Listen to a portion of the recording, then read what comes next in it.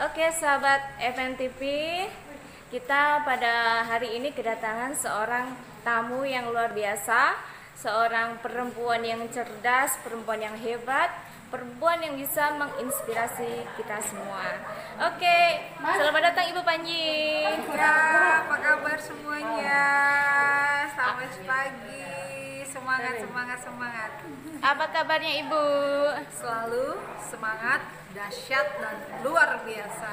Oke, luar biasa. Jadi teman-teman, pada hari ini kita akan membahas tentang perempuan. Sedikit pertanyaan kepada ibu kita. Oke, udah siap Ibu? Siap. Oke, pertanyaan yang pertama ini tentang perjalanan karir Ibu. Dari dulu hingga sekarang pasti ada jatuh bangunnya, ya kan Bu? Ya, Ada suka dukanya. pasti. Gimana sih rasanya menjadi seorang istri pejabat dan bisa diceritakan secara singkat perjalanan sukses Ibu? Baik, saya menemui Pak Panji pada saat beliau Wakil Bupati Melawi yang sebelumnya sudah 3 kali anggota Dewan dan dilanjutkan dengan menjadi eksekutif yaitu Wakil Bupati Melawi. Jadi memang luar biasa yang tantangannya bagaimana saat kampanye dan lain sebagainya, bagaimana menjadi istri seorang wakil bupati, dan sekarang alhamdulillah dipercaya menjadi istri seorang bupati. Sangat-sangat banyak sekali waktu dan juga harapan yang diinginkan oleh semua masyarakat. Tetapi yang penting satu, keinginan untuk bekerja untuk masyarakat dan terus mendampingi kita sebagai perempuan. Kalau tugas di organisasi itu bisa ditinggalkan, tetapi kalau tugas sebagai istri, sebagai ibu itu harus kita semuanya. Jadi sebelum kegiatan biasanya pagi-pagi sudah siap dulu menyiapkan keperluan Bapak, setelah Bapak berangkat baru kita dengan kegiatan kita. Dan memang pastinya sebagai istri seorang pejabat yang mendampingi seorang suami yang menjadi kepala daerah, kita dituntut terus, kita harus mampu dan kita bisa menambah wawasan kita, dan pasti yang semangat untuk kita bisa belajar dan terus belajar tanpa pernah berusaha mengeluh, tanpa pernah merasa bangga dengan apa yang sudah kita punya, karena di atas langit pasti ada langit. Jadi menjadi diri yang menjadi pribadi yang rendah hati, bukan rendah diri ya, rendah hati itu harus dimiliki oleh setiap wanita, dan menjadi pribadi yang harus terus belajar dan belajar, karena pastinya setiap hari kita jadikan diri kita untuk terus belajar, menambah wawasan. Karena apa? Orang akan menilai kita dari apa yang kita miliki, pemikiran kita dan sebagainya, cara kita menghargai orang lain. Kalau kita mau dihargai orang lain, hargai dulu orang lain itu. Cara kita bagaimana memberikan pelajaran kepada orang lain tentang arti seorang wanita, yang karena seorang wanita itu adalah sumber kehidupan yang mempunyai rahim. Oleh karena itu kita harus bangga sebagai seorang wanita ditakdirkan menjadi seorang wanita yang mempunyai sifat dan juga sumber kehidupan.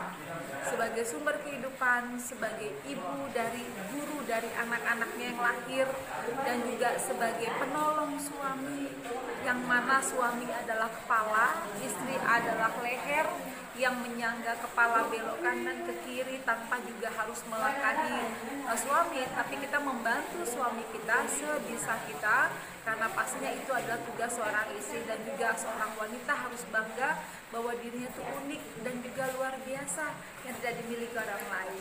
Jadi perjuangan itu yang harus dimiliki oleh wanita di Melawi, karena kita harus bangga hadir sebagai seorang wanita, kita harus bangga sebagai istri, apapun yang Tuhan berikan disyukurin, dinikmatin, ikhlas melakukan segala perbuatan, mudah-mudahan semuanya mengalir dengan indah.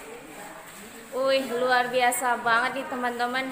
Kita bisa mencontoh dari perjalanan seorang Ibu Astrid Panji. Wow, ternyata nggak semudah yang kita bayangkan menjadi seorang istri pejabat. Nah, ada pertanyaan kedua nih Bu.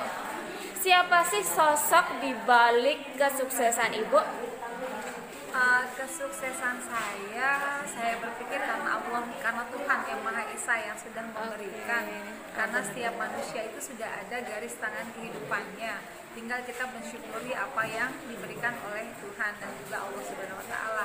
Jadi di balik kesuksesan saya pastinya ada suami saya yang luar biasa, yang selalu memberikan ilmu kepada saya, memberikan pelajaran kepada saya, memberikan masukan, dan juga kami berdua memang rumah tangga yang berdemokrasi sekali.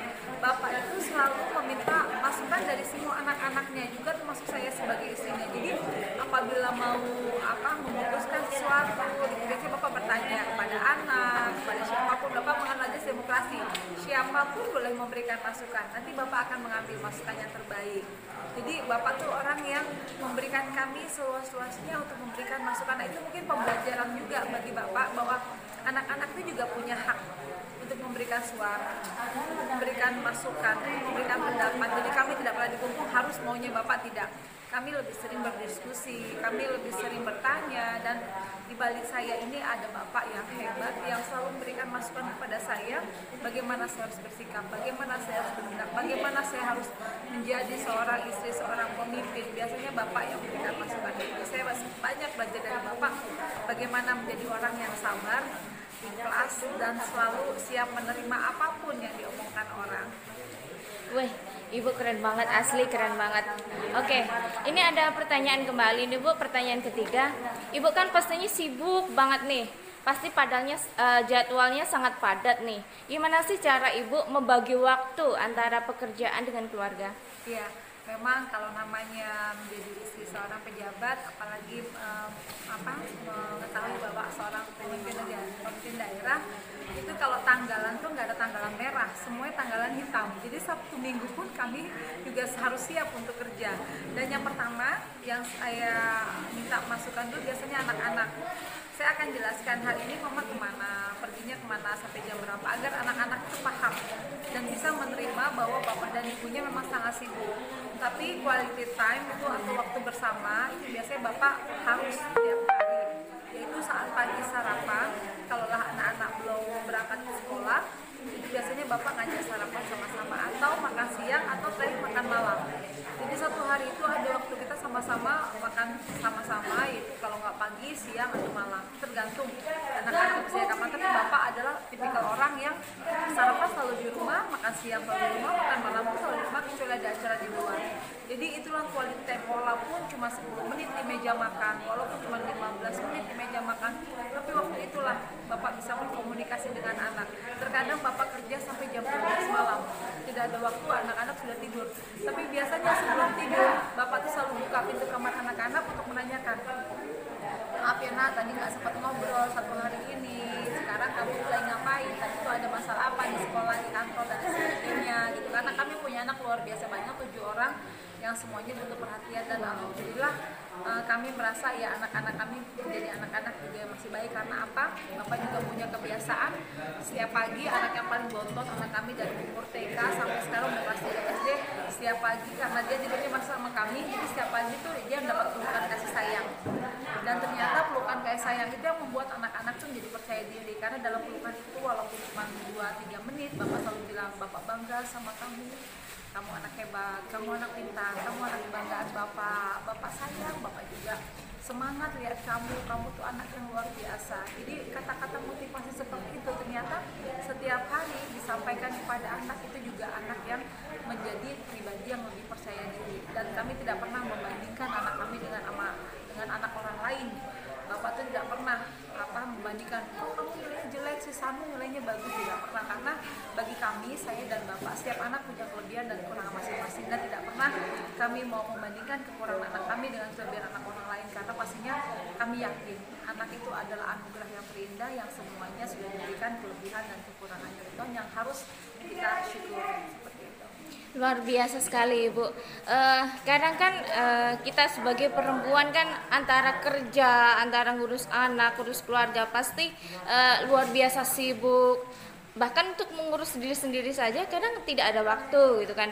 Saya sangat sekali sangat bangga dengan Ibu karena luar biasa ya teman-teman. Karena jarang sekali saya dapati seorang istri pejabat bisa meluangkan waktu untuk anak-anak, apalagi ngurusin suami, itu pasti sangat-sangat susah gitu membagi waktunya. Ini ada pertanyaan kembali nih Bu. Seberapa penting peranan seorang wanita atau seorang ibu atau seorang perempuan lah secara umum, secara garis besar bagi keluarga? Bagaimana menurut Ibu? Ya, Yang pasti perempuan itu sangat penting dan sentral posisinya dalam sebuah keluarga. Karena apa? Kalau perempuannya pintar, pasti keluarga itu akan pintar dan masyarakat di sana akan pintar. Kalau perempuan itu hebat, pasti keluarganya hebat, masyarakatnya jadi hebat. Kalau perempuan itu berwawasan, pasti keluarganya juga berwawasan. Karena apa? Yang pertama, perempuan adalah sumber kehidupan. Dia melahirkan manusia ke bumi ini melalui rahimnya. Yang kedua, perempuan itu adalah guru. Bagaimana dia adalah guru pertama dari cikal bakal anak yang dilahirkannya menjadi anak yang berguna dan juga anak yang sukses ke depannya.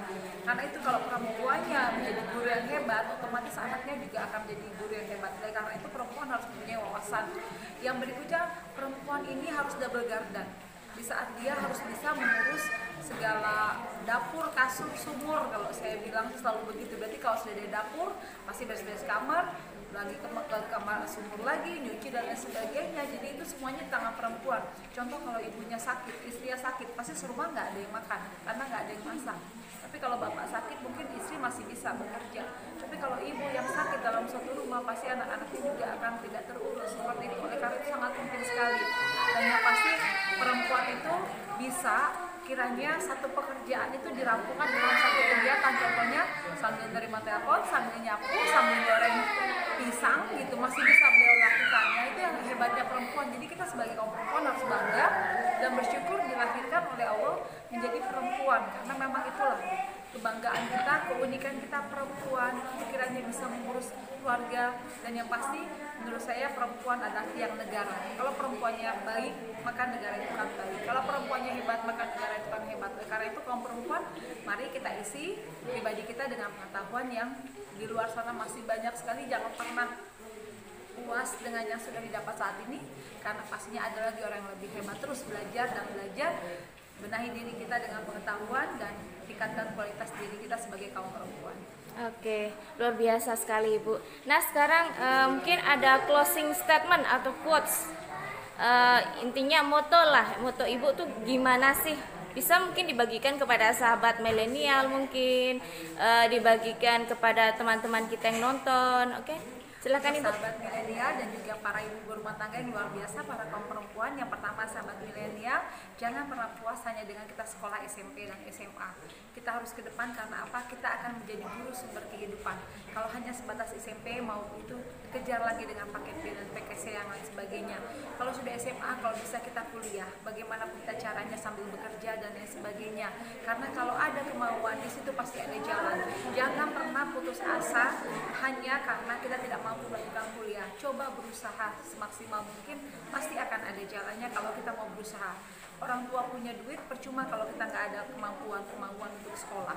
Tapi orang tua yang tidak punya duit, kalau kita ada punya kemauan, pasti kaum milenial juga bisa untuk melakukannya. Contoh Pak Panji, beliau anak yatim piatu dari 5 tahun, bapak meninggal, 7 tahun ibu meninggal, tinggal di sebuah dusun yang luar biasa jauhnya dari kehidupan, tetapi beliau bisa jadi bupati hanya karena apa? Karena kemauan untuk belajar dan terus belajar. Dan saya yakin semua kaum milenial pasti bisa. Untuk ibu-ibu semuanya, jangan pernah merasa bahwa kita ini tidak mampu. Karena apa? Kita mempunyai kekuatan dan kemauan yang luar biasa. Jadi selagi kita merasa kalau orang lain bisa, kenapa kita tidak bisa? Sama punya mata, hidung, telinga, tangan, dan lain sebagainya, sama-sama sempurna.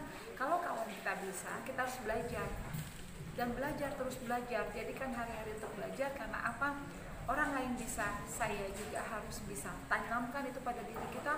Mudah-mudahan kita bisa menjadi ibu yang lebih baik, agar bisanya kira menghasilkan putra-putri terbaik untuk Kabupaten Melawi. Dan tetap semangat, karena apa? Hidup ini indah, disyukurin, dinikmatin, jangan mengeluh, karena Tuhan akan berikan keluhan lagi. Oleh karena itu stop mengeluh, bekerja, fokus ke depan, raih atas tinggi mungkin, dan gapai cita itu yang saya yakin pasti kita akan bisa. Karena orang lain bisa, saya harus bisa. Oke, terima kasih. Sekian dari wawancara Ibu Astrid Panji. Terima kasih Ibu. Terima kasih. Semoga sukses, sehat selalu. Amin.